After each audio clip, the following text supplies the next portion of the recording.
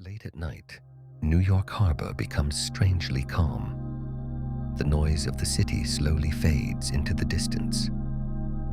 Ferries move quietly across the dark water, and small reflections of light gently break across the surface of the bay. Far from the crowded streets of Manhattan, one figure still stands exactly where it has stood for generations: the Statue of Liberty. Even after more than 100 years, it feels larger than ordinary history. During the day, millions of tourists photograph it from boats and observation areas. But at night, the atmosphere changes completely. The monument feels calmer, slower, and somehow more mysterious. From a distance, the torch almost looks like a light floating above the water. For millions of people arriving in America during the 19th and early 20th centuries, this was one of the first sights of their new life. Huge ships crossed the Atlantic for weeks, and when they finally arrived in New York Harbor, passengers slowly saw the enormous statue rising from the mist and the harbor. For some, it meant opportunity. For others, survival. And for many people, it represented a completely new beginning. But the story of the Statue of Liberty did not begin in the United States. It began in France. It was born during a period of political change, revolutions, and debates about democracy. Behind the monument stood philosophers, artists, engineers, journalists, and thousands of ordinary people who contributed small amounts of money to help build it. The statue was never meant to be just decoration. From the very beginning, it was meant to be a symbol of freedom, democracy, and friendship between two nations that had both experienced revolution. In the middle of the 19th century, France was going through a period of instability. Governments changed, monarchies fell and returned, and many intellectuals began admiring the United States as a modern republic built on constitutional rights and civil liberties. One of these people was Édouard de La Boulaye, a French lawyer, historian, and supporter of democracy. He was the man who proposed that France should give the United States a monument celebrating 100 years of American independence. The idea sounded almost impossible. Such an enormous statue would require huge amounts of money and technology that was extremely advanced for its time. Yet the proposal captured the attention of a young sculptor named Frédéric Auguste Bartholdi. Bartholdi was fascinated by monumental architecture. During his travels through Egypt and the Mediterranean, he studied ancient colossi and gigantic statues created by past civilizations. Earlier in his life, he had even proposed building a massive statue near the Suez Canal in Egypt. The project was never completed, but many historians believe it later inspired the Statue of Liberty. Bartholdi wanted to create a monument that would not feel aggressive or military. It had to feel calm, stable, dignified. That is why he designed a female figure holding a torch high above her head. The torch symbolized light and progress. The crown represented rays spreading across the world. And the broken chains near the feet symbolized liberation from oppression. The official name of the statue eventually became Liberty Enlightening the World. During the 1870s, Bartholdi created the first models and designs.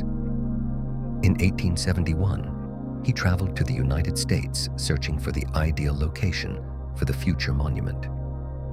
When he entered New York Harbor, he immediately noticed Bedloe's Island, the island we know today as Liberty Island. Its location was perfect. Every ship entering the harbor would pass directly by the statue. At the same time, difficult fundraising efforts began. France would pay for the statue itself. The United States would finance the pedestal. On paper, the arrangement sounded simple. In reality, money became one of the greatest problems of the entire project. In France, public collections, lotteries, public events, and artistic exhibitions were organized. Wealthy supporters donated money, but even school children contributed small amounts. In America, everything moved more slowly. Many politicians considered the project unnecessary. Some argued that the country had more important problems than a giant statue standing in the harbor. Several times, the project came dangerously close to complete collapse. Yet the work continued. Gradually, one of the most complex structures of its era began to rise. Bartholdi needed to solve a critical problem. How could such a massive metal statue stand without collapsing under its own weight? That was the moment when Gustave Eiffel joined the project. The engineer who would later become famous for the Eiffel Tower. Eiffel designed an internal iron framework that functioned as a flexible skeleton for the entire statue. Because of this structure, the outer copper surface could move slightly during strong winds or temperature changes without cracking. For its time, it was an extraordinarily advanced solution. The outer surface was made from thin copper sheets. Craftsmen shaped them by hand using a technique called repoussé, where metal is hammered over large wooden molds. Each piece was created separately. Inside the workshops, gigantic parts of the future statue slowly appeared. Enormous hands, the crown, the face, long folds of the robe. Photographs from that period still look almost unreal. Workers stand beside huge copper sections that appear larger than entire buildings. Eventually, some parts of the statue were displayed publicly in Paris. The most famous section was the head. Visitors could even climb inside the crown and look across Paris through the small windows of the future monument. While construction continued in France, the United States still lacked money for the pedestal. The situation became so serious that the entire project nearly ended. That was when journalist Joseph Pulitzer entered the story. Through his newspapers, he launched a massive campaign encouraging ordinary Americans to donate any amount they could. And it worked. Children mailed coins in envelopes. Workers donated part of their salaries. Teachers organized collections in schools. Tens of thousands of small contributions eventually saved the project. Because of this, the monument became a symbol of ordinary people, not only wealthy politicians. When the statue was finally completed, it had to be dismantled into hundreds of separate pieces. More than 200 crates were loaded onto the French ship Isère, which crossed the Atlantic and arrived in New York in 1885. The arrival created enormous excitement. People gathered in the harbor, ships sounded their horns, and newspapers wrote about the monument almost every day. Then another difficult stage began: the reassembly of the statue directly on the island. Huge scaffolding surrounded the pedestal, while individual sections were slowly lifted into place. The work lasted for many months. Finally, in 1886, the Statue of Liberty was completed. Today, most people associate the monument with its green color. Originally, however, it was copper brown. Only after many years did weather and sea air create the protective layer known as patina, which transformed the surface into the famous green color recognized around the world.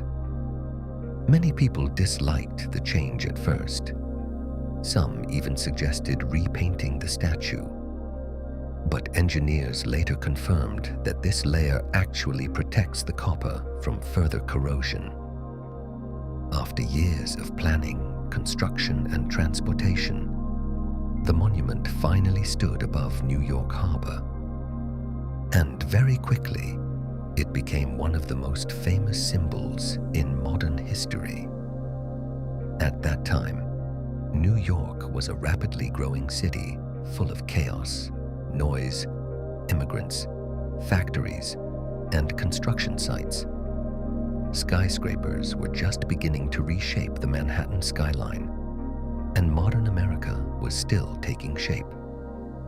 It was during this period that a gigantic female figure holding a torch appeared above the harbor.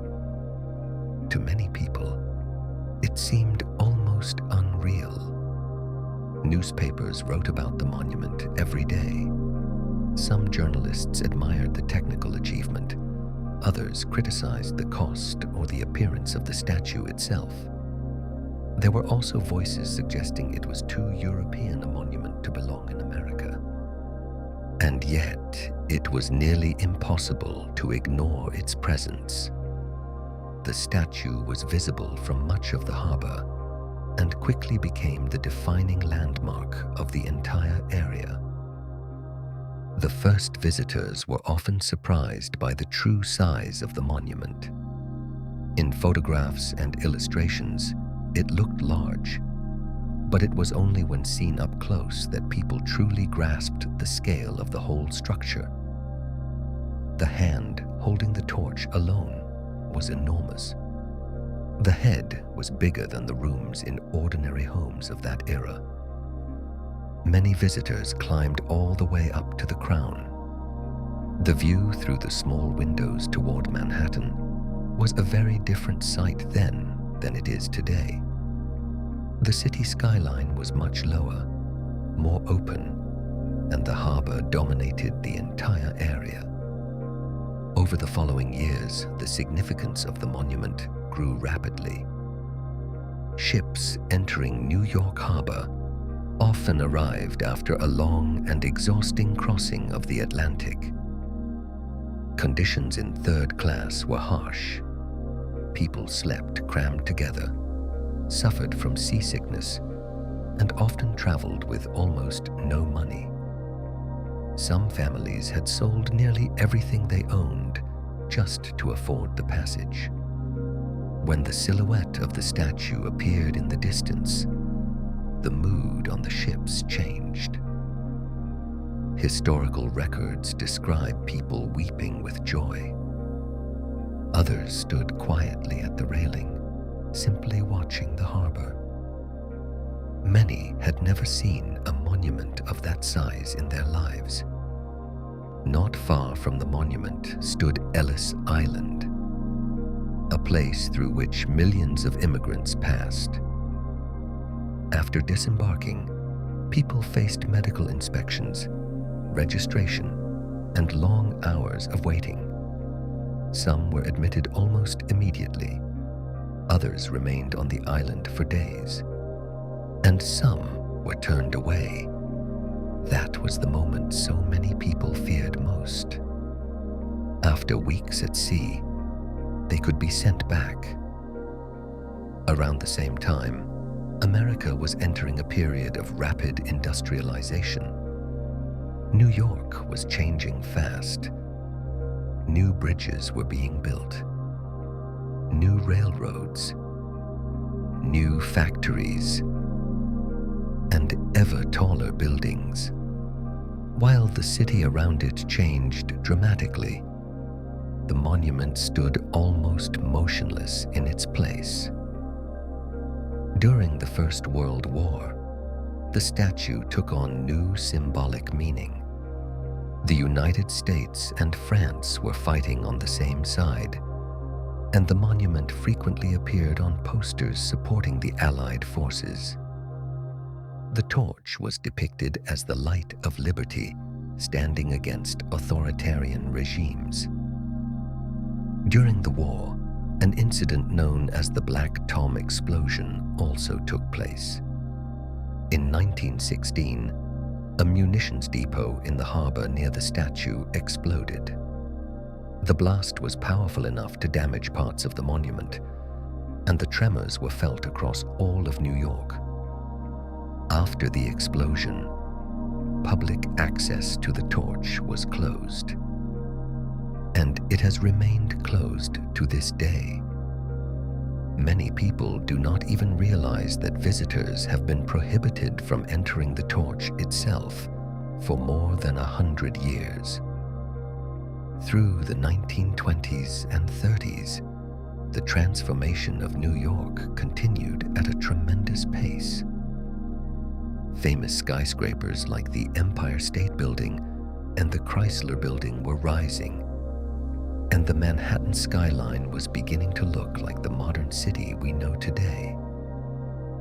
And yet, the more modern the city became, the more the monument felt like a reminder of an older America.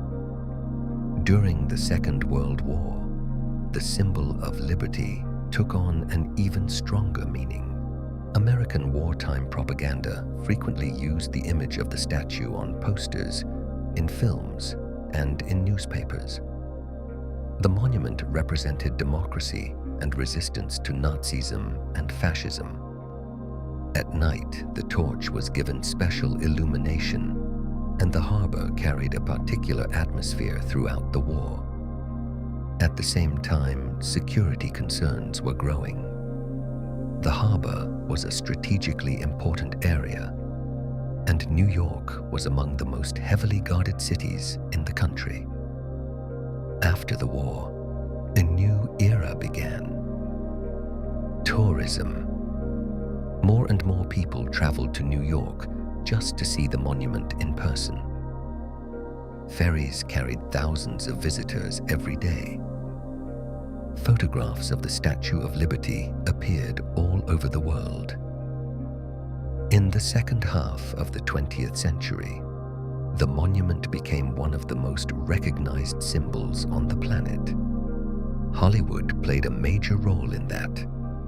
Filmmakers quickly understood that a single shot of the Statue of Liberty immediately told audiences the story was set in America.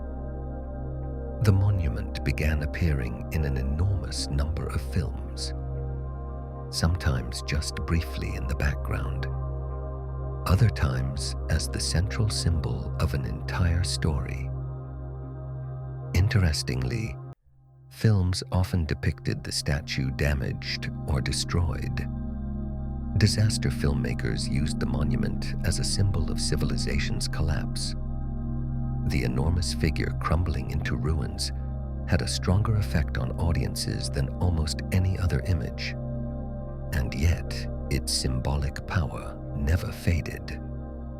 On the contrary, the more frequently it was depicted, the more it embedded itself into the collective memory of people around the world.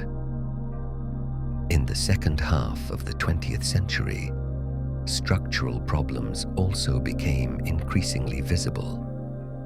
Salt air, wind, and moisture were gradually damaging the interior parts of the monument.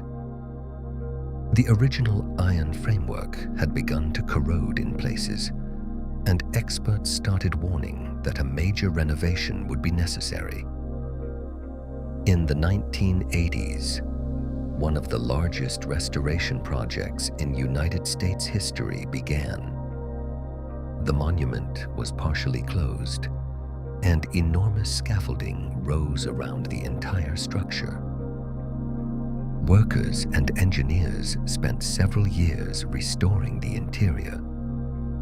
Some of the original iron elements were replaced with modern materials. The crown was restored. The stairways, the lighting, and the torch. The original torch was ultimately replaced with a new version covered in a thin layer of gold.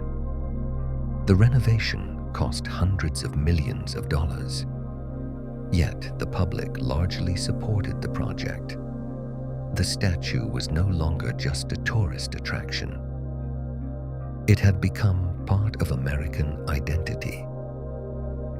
When the monument reopened, huge crowds returned to the harbor almost immediately.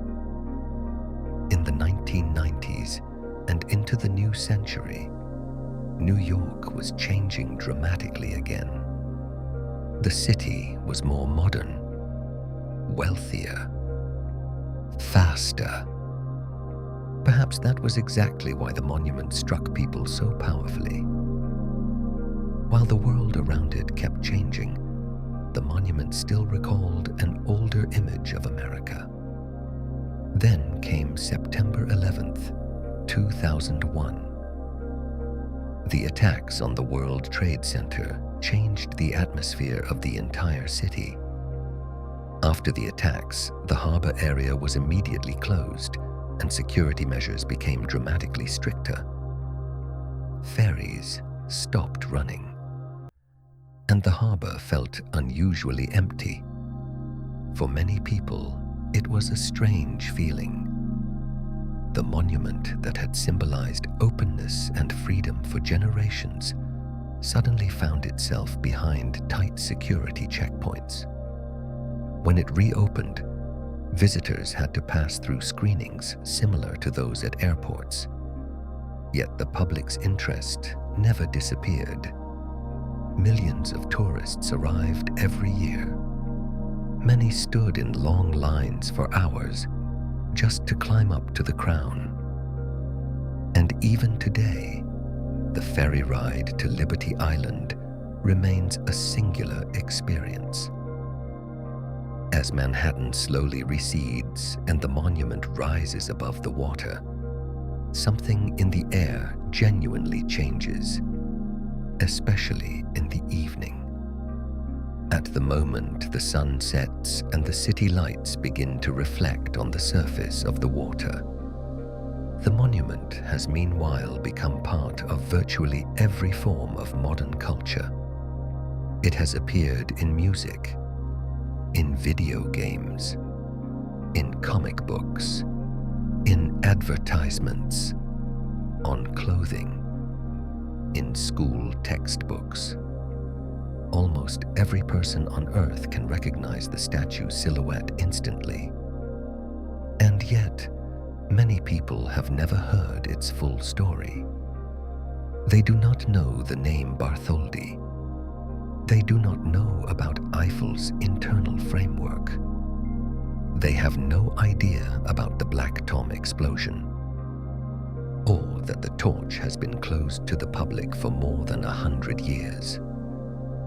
Perhaps that is exactly why the monument becomes more interesting the deeper one goes into its history. It is not just an enormous tourist attraction. It is a combination of art, politics, engineering, migration, and symbolism. And at the same time, a quiet witness to more than a century of American history. It survived wars, economic crises, terrorist attacks, storms, the modernization of the city, and the dramatic transformation of America itself. And yet it still stands nearly unchanged since 1886. When you look at the monument from the ferry on a quiet evening today, it is easy to imagine a similar view from 100 years ago. The same water, the same harbor, the same torch. Only the world around it has changed. Perhaps that is where the true power of the Statue of Liberty lies. Not in its size, but in the fact that it has managed to become a symbol for entirely different generations of people. For immigrants, it represented a new beginning. For soldiers during wartime, a symbol of freedom. For tourists, an iconic view of New York. And for millions of others around the world, a simple reminder that some symbols can outlast by far the era in which they were created. Many of the immigrants who sailed past the Statue of Liberty later remembered the entire moment down to the smallest detail. Some arrived completely alone. Others traveled with entire families. On the ships, dozens of different languages could be heard at once: Italian, German, Polish, Russian, Hungarian, and languages that most Americans had never heard before. And yet, nearly all of them were watching the same sight: the statue standing above the harbor. Many people at the time believed that America meant a place without hunger, without war, and without poverty. The reality was often far harsher, but the symbolism of the monument remained extraordinarily powerful. Meanwhile, Ellis Island had become one of the busiest immigration centers in the world. Thousands of people passed through it every day. Some waited only a few hours, others for entire days. Doctors examined the health of the new arrivals, and officials decided who would be allowed to enter the country. It was often at that moment that many people first understood that the journey to America did not end with arriving in the harbor. It was only beginning. During the 1920s, New York transformed into one of the most dynamic cities on the planet. Jazz clubs, new skyscrapers, a financial boom, automobiles, electric lighting. The city felt more modern than almost anywhere else in the world. At night, the statue was often wrapped in a light mist from the harbor, and the lights of the ferries reflected off the surface of the water beneath the monument. That nighttime view of the statue became one of the most recognized images of New York. During the economic depression of the 1930s, the monument took on yet another meaning. Millions of Americans lost their jobs, and the economic situation was catastrophic. And yet, the monument continued to remind people of the ideals on which the country had been built. Newspapers of that era frequently used photographs of the Statue of Liberty as a symbol of hope during difficult times.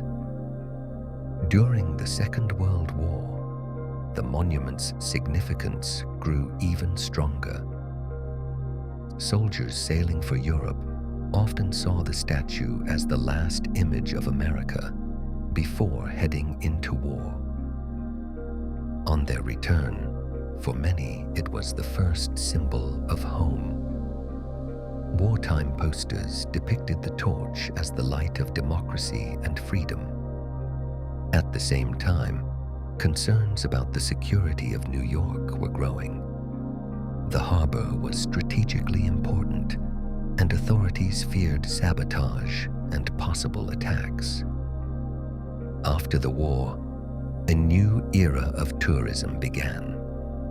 The growth of air travel allowed millions of people to visit the United States far more easily than before. Ferries ran almost continuously between Manhattan and Liberty Island. In summer, the lines were enormous. Visitors waited for hours just to climb to the crown. The journey inside the monument was not easy. Narrow staircases rose high into the structure, and the space inside was surprisingly cramped. Many people expected large, open rooms. Instead, they found a metal framework that felt more like the interior of a giant machine. It is inside that one best appreciates the engineering brilliance of Eiffel's design. The structure feels light, yet at the same time, extraordinarily strong. During the Cold War, the monument continued to play a symbolic role. The United States and the Soviet Union competed not only militarily, but also ideologically. The statue's image appeared in television broadcasts, propaganda, and cultural materials. At the same time, America was going through complex social changes. The civil rights movement, protests against the war in Vietnam, political conflicts.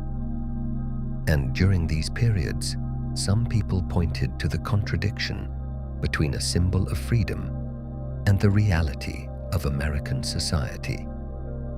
The monument thus gained new interpretations. For some, it represented an ideal. For others, a reminder that those ideals had not yet been fully realized. By the 1970s, experts could clearly see that the structure needed extensive renovation.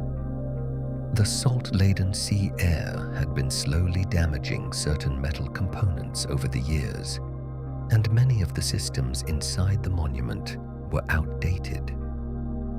Preparations for a major reconstruction took several years. When the renovation actually began in the 1980s, it was one of the largest restoration projects of its time. Enormous scaffolding rose around the entire statue. Engineers examined every part of the structure in detail. Some of the original elements had to be completely replaced. Workers labored high above the harbor for months at a time. The torch received particular attention. The original version had been severely damaged over the decades, and experts decided it needed to be replaced. The new torch was covered in a thin layer of gold that reflected light far more effectively. When the renovation was complete, the monument looked almost new, and yet it remained true to its original 19th century appearance.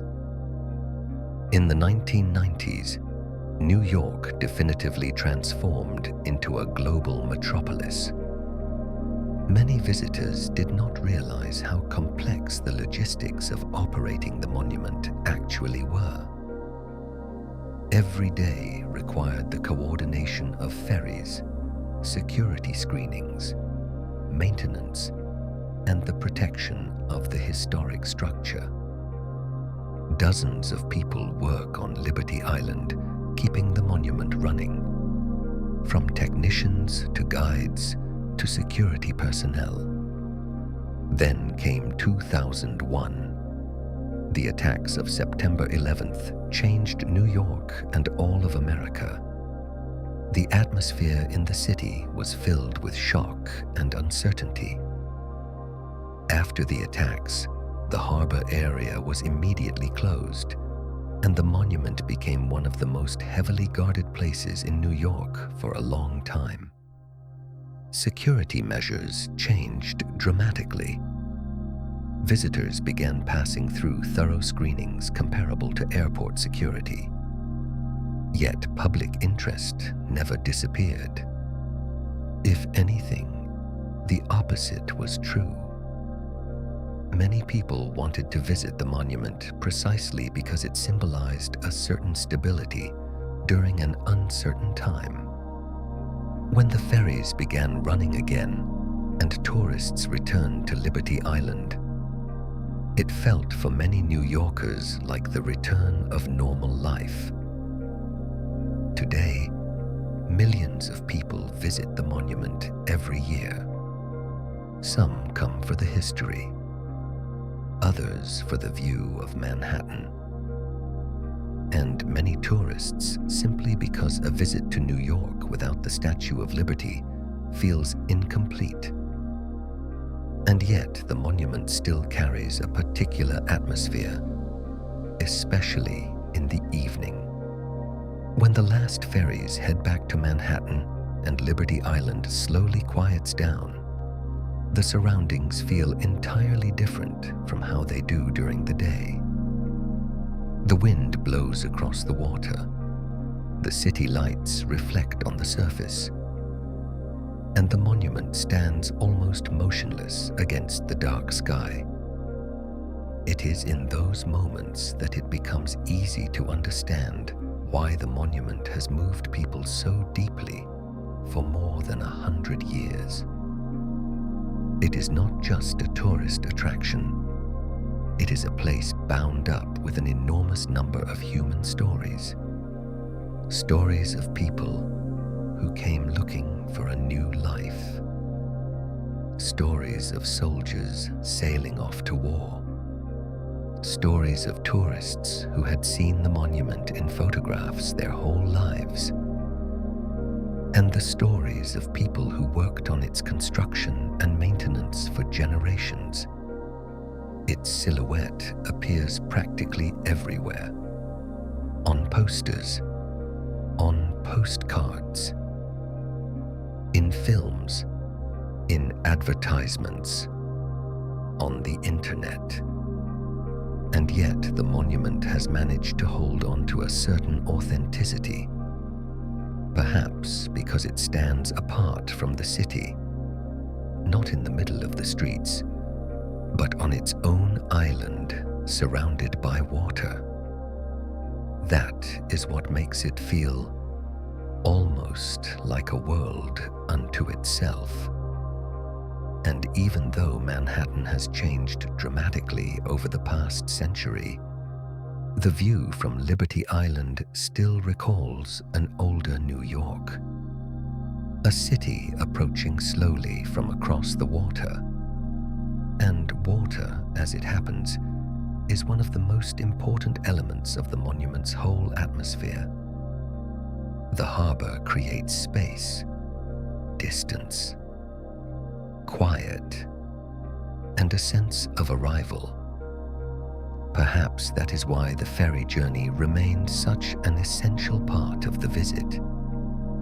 You do not see the monument all at once. You approach gradually.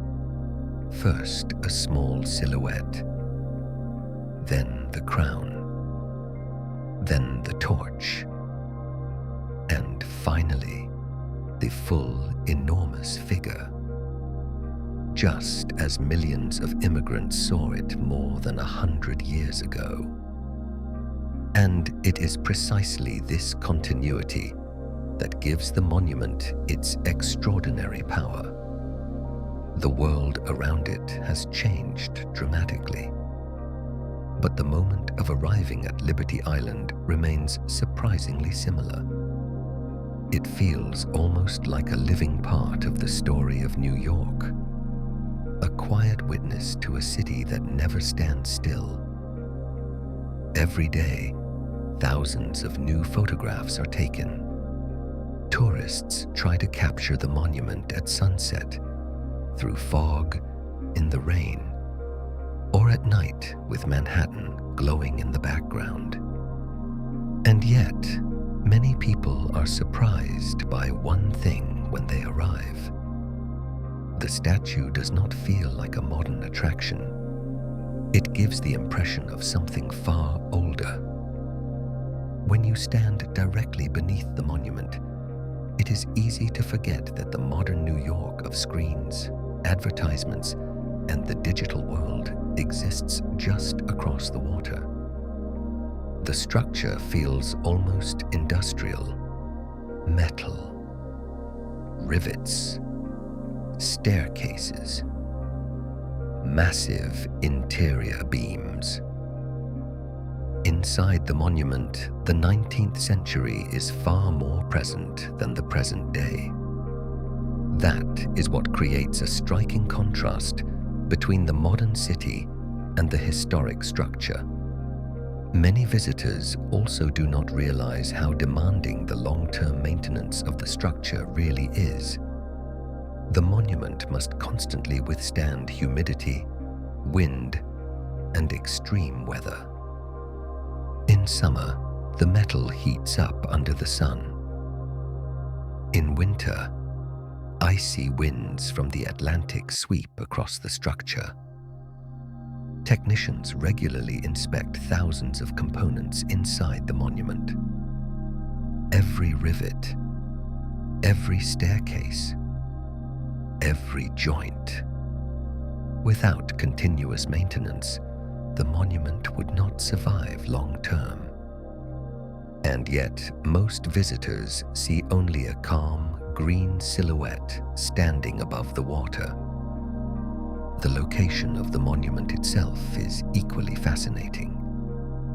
Liberty Island is not a large island, and yet its very isolation creates a huge part of the atmosphere of the entire place. When the ferry leaves Manhattan, the noise of the city begins to fade. The skyscrapers recede into the distance. The sound of traffic fades, and the harbor begins to feel surprisingly peaceful. That journey across the water is an important part of the whole experience. The statue was made to be seen from the water, from a slow approach, from that first glimpse from a distance, just as immigrants saw it in the 19th century. Over the years, the meaning of the word freedom itself has also changed. When the statue was built, many people associated it mainly with democracy and republican ideals. Later, it became more closely linked with immigration. During the wars, it represented resistance to totalitarianism. And today, each person understands it to mean something a little different.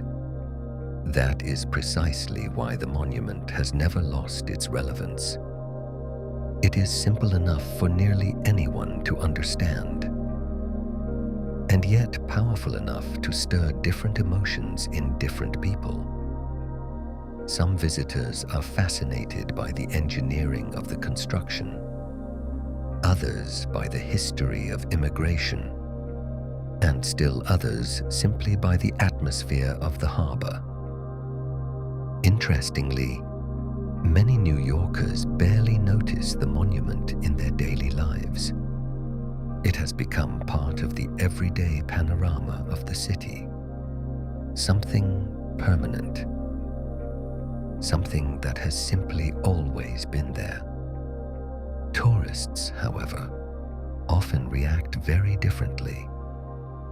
Many people describe their first sight of the statue as a surprisingly emotional moment, perhaps because they have known the monument their entire lives through films, books, and photographs.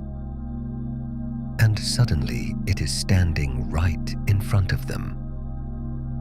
In the evening hours, the monument is even more striking.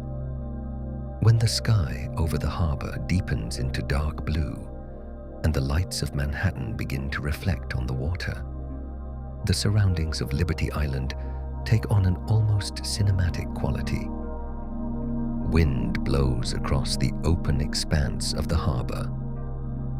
Ferries slowly make their way back to the city, and the monument remains lit against the night sky. Over more than a century of existence, the monument has also witnessed an enormous number of historic events. It watched millions of people arrive. It watched the rise of modern Manhattan. It witnessed economic crises, wars, and terrorist attacks.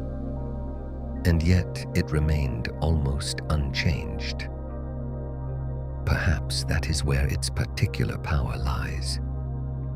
In a world that never stops changing, it represents something stable, something familiar, something that has outlasted entire generations. Historians often note that the monument's original creators likely never imagined the vast cultural significance it would one day hold. Bartholdi wanted to create a magnificent statue. Laboulaye wanted a symbol of friendship and democracy. But time made the monument into something far more than that. A global symbol, one of the most recognized images of modern history, and at the same time, a place bound to the deeply personal stories of millions of people. It has become part of world culture, and yet it retains a special connection to New York Harbor. Without the water, without the ferries, without the Manhattan skyline in the background, the monument would never feel the same. It is the combination of the monument and the harbor that creates the image people recognize all over the world. And even today, late in the evening, when the last visitors have returned to the city and Liberty Island has grown quiet, the atmosphere remains almost the same as it was decades ago. The wind, the darkness, the lights reflecting on the water, and the tall green figure holding a torch above the harbor. As calm as it was the first time people sailing to America caught sight of it, searching for a new life. And even today, after more than a century, the monument still watches quietly over New York Harbor. As the last ferries head back to Manhattan this evening, and Liberty Island slowly grows quiet, the atmosphere around the Statue of Liberty feels entirely different from how it does during the day. During the day, the island is full of tourists. People photograph the city skyline, stand in lines, and listen to guides telling the history of the monument. But late in the evening, what remains is mostly silence. The wind blows across the open expanse of the harbor. Water laps against the dock. And high above the island, the same green figure still stands, holding its torch above New York Harbor. It is in these moments that the monument feels most like a genuine symbol of the old New York. The city around it has changed dramatically over more than 100 years. Skyscrapers have risen to enormous heights. The harbor has been modernized. Shipping has been transformed. But the atmosphere of arriving at Liberty Island remains surprisingly similar. Today, millions of people visit the monument every year. Tourists come from all over the world, and for many of them, visiting the Statue of Liberty is one of the main reasons for making the trip to New York. And yet most visitors see only a small part of the actual monument. Few people realize how complex a world exists inside the structure. Inside the statue, a narrow spiral staircase winds upward. The metal framework inside feels more like the interior of a giant industrial machine than a classical monument. During strong winds, the structure actually moves. The statue can sway slightly, and the torch moves even more noticeably. This is not dangerous. Quite the opposite.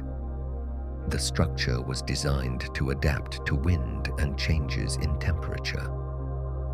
And it is precisely because of this that the monument has survived more than a century of storms, winters, and extreme weather. During severe storms, lightning strikes the monument several times a year. Photographs capturing lightning hitting the torch directly are now among the most well-known images of the harbor. Another lesser-known detail concerns the torch itself. Many tourists automatically assume it is still possible to climb up into the torch.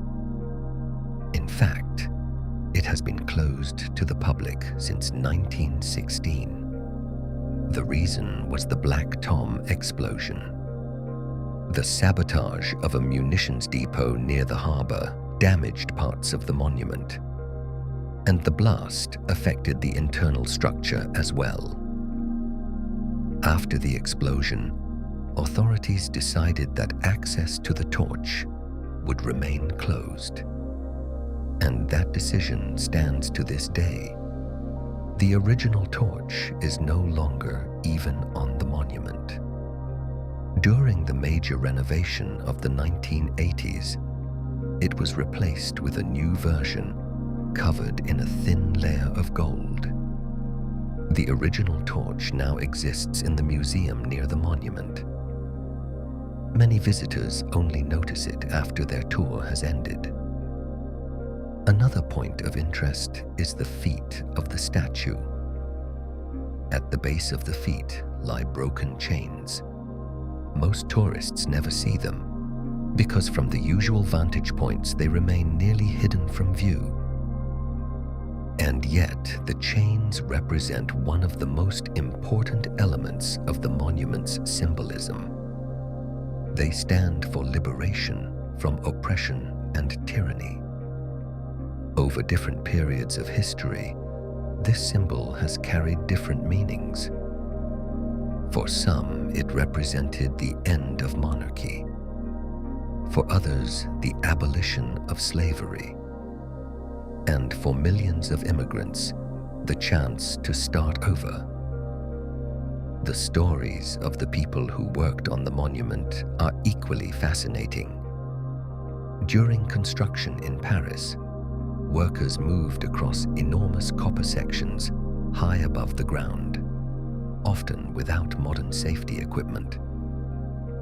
Photographs from that period look almost unbelievable today. Men stand on narrow frameworks dozens of meters above the ground, surrounded by the gigantic pieces of the future statue. Even today, maintenance crews must regularly climb into the narrow spaces inside the monument. Some parts of the structure are very confined and accessible only through small service passages. Working inside the statue during hot summer days is extremely demanding. The metal framework heats up quickly, and temperatures inside the monument can become very high. And yet, technicians must regularly inspect the condition of the structure, the lighting, and the safety systems. Some of the lesser-known visitor stories are equally compelling. Historians have recorded cases of people who, upon arriving in America, swore they would one day return home. Some did. Others never did. But for millions of people, the first sight of the Statue of Liberty remained one of the strongest memories of their lives. Some immigrants later said that it was at that moment they first truly believed their old life was over and a new one was beginning. Over time, a number of myths grew up around the monument. Many people, for instance, believe the statue was green from the very beginning. In reality, it was originally a copper-brown color, similar to fresh metal. Only after decades did the green patina develop that everyone knows today. Another common misconception is the idea that the monument stands directly in New York. In fact, Liberty Island is geographically closer to New Jersey. The crown itself is also worth noting. Its 7 rays represent the 7 continents and the 7 seas. Bartholdi wanted the monument to feel like a universal symbol of freedom for the entire world, not just for one country. Over the years, some unusual incidents have occurred as well. Some people have attempted to climb the monument illegally. Others have tried to stage protests directly on the structure. Security services therefore keep the monument under very close and continuous watch. After 2001, the level of protection increased significantly. And yet the monument still maintains a surprisingly calm atmosphere, perhaps because of the water and the island's isolated position. When the ferry leaves Manhattan and slowly approaches Liberty Island, the noise of the city begins to fade. The skyscrapers stay behind in the distance. The wind picks up, and the monument gradually grows larger, just as it did more than 100 years ago. It is this slow approach that creates a feeling that is difficult to put into words. You feel as though you are not approaching just a tourist attraction, but a place bound up with an enormous number of human stories. Perhaps that is exactly why the monument has never lost its significance. It is not only a symbol of the past, it still feels alive today. In films, in photographs, on social media, in documentaries, and in the imagination of people who have never visited New York. Throughout film history, there are dozens of scenes in which the monument symbolizes the end of the world, catastrophe, or the dramatic transformation of society. Filmmakers quickly understood that a single shot of the Statue of Liberty could instantly provoke a powerful emotional response. When the monument is shown damaged or abandoned, the effect on audiences is far stronger than the destruction of ordinary buildings. That is why the statue has appeared in so many disaster films. And yet, its real meaning has never been lost. It still remains a symbol of arrival, of hope, and of a certain stability. Maintaining the monument's lighting is another area that deserves attention. Modern floodlights must withstand strong winds, moisture, and salt air. Technical teams regularly check not only the lights, but also the camera systems, sensors, and security equipment. Liberty Island today operates almost like a small, self-contained facility in the middle of the harbor. There are service areas, technical rooms, and the systems needed to handle thousands of visitors a day. And yet the island feels surprisingly empty in the evening. When the last tourists leave, a small number of staff and security personnel remain. And the monument settles back into silence. Some of the lesser-known technical details are equally interesting. For example, the structure itself allows the monument to sway slightly in strong winds. The crown can shift a little, and the torch somewhat more. This movement is entirely normal and was part of the original design. Eiffel understood well that a rigid, completely immovable structure would not survive the extreme conditions of the harbor over the long term. It is precisely this flexibility that has helped the monument last for more than a century. At anniversaries, celebrations, memorial events, or during special light installations, the monument continues to play an active role in the life of the city. It is not just a historical object. It is still part of the New York of today. And yet there are still moments when it gives the impression of something surprisingly quiet and still, particularly late in the evening. When the harbor settles and all that remains around Liberty Island is the sound of water and wind, it is then that the monument most recalls its original purpose, not simply to be a tourist attraction, but a symbol, a quiet light standing above the harbor, not because of its size, but because it has become part of the stories of millions of people. From immigrants searching for a new life to today's visitors watching the lit monument above the dark water of New York Harbor. When Hurricane Sandy struck in 2012, the New York area was hit by one of the strongest storms in modern history. Liberty Island suffered extensive damage. Water flooded the technical sections of the island, and many systems were damaged. But the statue itself survived without any significant structural harm. After the storm, the area remained closed for some time, and it showed once again how difficult it is to protect a historic monument in the middle of an active harbor. The monument reopened to the public after repairs, just as it had many times before. And perhaps that is exactly why it feels almost timeless today. Not like an ordinary tourist attraction, but like something that has always stood above the harbor. Something stable, something familiar.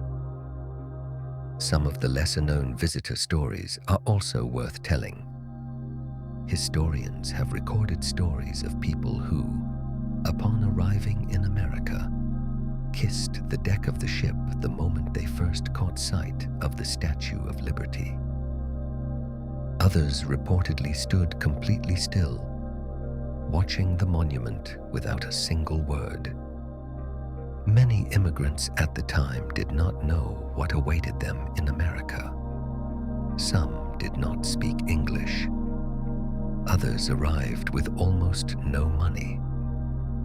And yet the sight of the monument represented a kind of hope that the old life had been left behind the ocean, and a new one was only just beginning. Over the years, a number of unusual legends and myths have also grown up around the monument.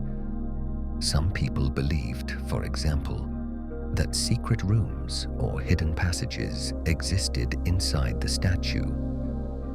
In reality, the interior is primarily a technical space filled with structural elements, stairways, and service areas. And yet the inside of the monument has an unusual quality. narrow metal spaces, dim light, the sound of wind, and the awareness that you are standing inside one of the most famous symbols in the world. That atmosphere remains one of the most powerful experiences of a visit for many people. Activists have attempted to climb the structure or unfurl banners directly on the monument. That is why security measures today are so strict. Liberty Island is continuously monitored by cameras and security teams, and yet the monument still gives the impression of being surprisingly peaceful, perhaps because it stands apart from the city, not in the middle of the streets, but on its own island surrounded by water. And it is the water that creates much of its atmosphere. The slow approach by ferry, the wind from the Atlantic, the sound of ships in the distance, and the gradually growing silhouette of the monument. Just as millions of people saw it more than 100 years ago, it feels almost like a part of the story of New York itself, a quiet witness to a city that never fully stops. And while Manhattan continues to glow with the lights of skyscrapers and busy streets, the monument stays in its place. During heavy winter storms, the harbor area is extremely demanding for maintenance workers as well. The wind from the Atlantic is very strong, and the metal parts of the monument cool rapidly. And yet the technical teams must continue with their inspections and upkeep. Some parts of the structure require regular checks, regardless of the weather. It is precisely this continuous care that keeps the monument standing today in the same form as it did more than a century ago. The stories of people who first saw the monument from ships arriving in New York at night are also worth considering. Some vessels arrived after dark. Immigrants stood on the decks and watched the lit torch above the dark water. Many later described this as the image they carried with them for the rest of their lives. Not the skyscrapers, not the streets of Manhattan, but the light of the torch in the harbor. Filmmakers frequently used the monument in opening shots of the city. A single brief glimpse of the statue's silhouette immediately told the audience where the story was set. That is why the monument is recognized even by people who have never visited the United States. And although it has appeared in countless films, series, and documentaries, seeing the monument in person is a surprisingly moving experience for many people, but also connected to the idea of arrival, of a new beginning, and of a certain hope. Today, the monument is one of the most famous symbols of modern civilization. And yet, there are still moments when it feels almost the same as it did at the end of the 19th century, particularly late in the evening, when the harbor grows still, when the ferries disappear into the dark, and when above the water, all that remains is the lit figure holding its torch toward the ocean. As calm as it was the first time people sailing to America caught sight of it, searching for a new life.